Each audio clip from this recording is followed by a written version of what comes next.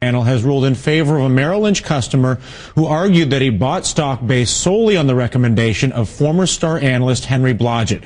The Wall Street Journal's Suzanne Craig joins us now with the story. And Suzanne, what kind of a precedent does this set? Well, it's one of many cases that have come to arbitration. I mean, in this case, the investor said he lost money based on he bought a stock that was recommended by the firm and went, because the underpinnings of what Merrill Lynch had said on the stock, he felt were fraudulent, and it weighs into what the regulators found last year as to the research, that these firms issued overly optimistic research. The case is interesting because it may, it may sort of, I guess, signal that these other ones that are coming up could actually go that way. There's been a number, some have been won, some have lost, but this one is definitely interesting. If this sets a precedent, how big is the total liability for the brokerages? Well, the thing is, it's an arbitration, so by very nature, this is an arbitrary process. This one was won, others have been won, and also some are being lost. But I think what this does is it just sets a tone going into arbitration that some of these they are being won, and that's, I think, what's interesting about it. What are the brokers doing to protect themselves? In this case, I mean, there's not, in this case, there's not a lot they can do. Or from future cases of this nature.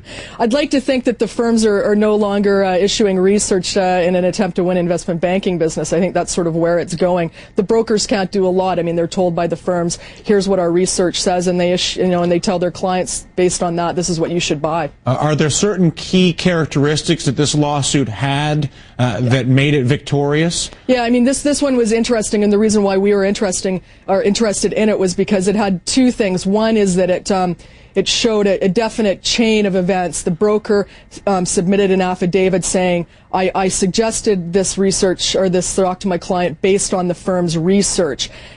Which, it just showed a chain of events that were very strong. And it also, separately, the lawyer involved, he submitted, Henry Blodgett, the analyst involved, his compensation, which showed that even, despite this fact his stock calls weren't going well, his compensation continued to go up, which showed, that investment banking may have played an influence in his comp. Right. So it's kind of a curious, I guess, coming of events. Sue, do stay with me. Sure. Dr. Mark Summers and his attorney, Darren Blum, join us now. They are the claimants and ultimately the victors in this case. And Dr. Summers, I will start with you.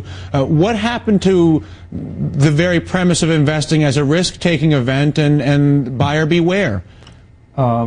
I've lost money on numerous stocks over the years, and when it's my fault, I accept all the responsibility. But when I rely on the research of Merrill Lynch, and we can prove that we relied on the research, then it's not my fault, and Merrill Lynch should share some of the blame or all the blame. Mr. Blum, what do you believe the key things were about this specific case that allowed you to walk away with a victory? This case was one of the first going in this type of direction. It's the second research case that I've tried, and it's the second one I've won. It was very crystal clear to this panel that the research was false and misleading, that Mr. Blodgett's compensation was based upon investment banking when they saw that his bonus was substantially higher than his compensation. And of course the broker came in and testified truthfully, which is exactly what they need to do in these arbitrations. The brokers relied upon their brokerage firm and their research report and their stock rating system in making their recommendations.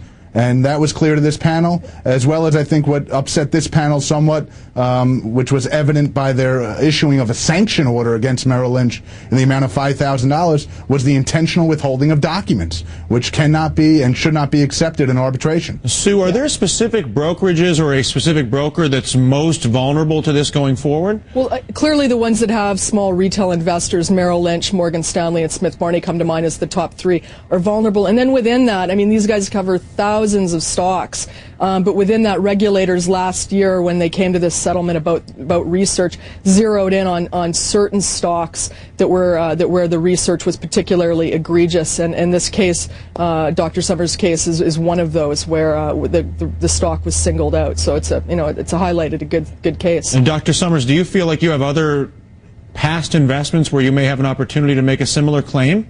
Oh, not at all. Not at all. This one was my broker bought the stock based on the rating, the research, and what everything Mr. Blodgett had said, and I have no recourse for any other stock where I lost money. How much did you lose, and how much did you invest? I lost approximately $75,000 on this stock. And what stock is it again?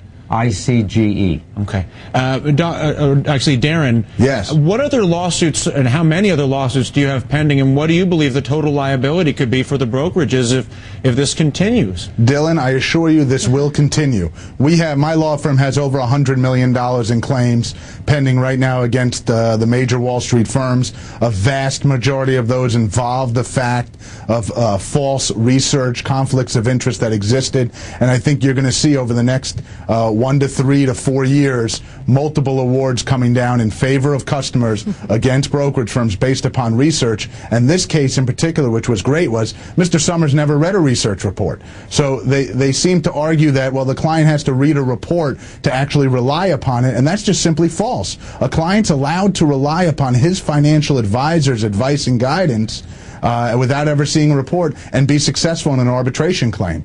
So I think that the liability is probably going to exceed well over $1 billion when you total up the amount of losses between the major firms. And I think it's going to open up the doors now to arbitration panels recognizing that these aren't just make-believe claims. These are real claims with real issues. And although the brokerage firms paid a smittance of what they should have with respect to the NESD and the Attorney General, I think over the next several years they're going to be paying back hundreds of millions of dollars, if not more, in arbitration awards to each individual investor. Sue, I'll finish with you, but have we reopened here a Pandora's box that the brokers thought was closed when they settled with Spitzer? Well, no, I mean, the arbitration is, the very word. It is arbitrary. I mean, some of these are going to win, some are going to lose.